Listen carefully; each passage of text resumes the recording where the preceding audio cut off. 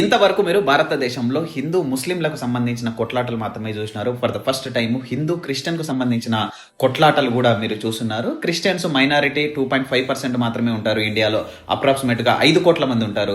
హిందువులు 79% ఉంటారు. అప్రాక్సిమేట్ గా 100 కోట్ల మంది ఉంటారు. దాంట్లో 50% నాస్తికులు ఉంటారు. అంటే అన్ని దేవుళ్ళు ఒకటే అని నమ్మే వాళ్ళు ఎక్కువ ఉంటారు. అందుకే నిన్న కొట్లాటలు జరిగినాయి కదా, యూపీలో, ఢిల్లీలో, అస్సాంలో, ఛత్తీస్గఢ్ లో, ఒరిస్సాలో చాలా దారుణంగా క్రిస్టియన్స్ మీద, క్రిస్టియన్ చర్చిల మీద, క్రిస్టియన్ స్కూళ్ళ మీద దాడులు జరిగినాయి. ఒరిస్సాలో అయితే దారుణ శాంటాక్లూజ్ డ్రెస్సులు అమ్ముకునే వాళ్ళ మీద కూడా దాడులు జరిగినాయి.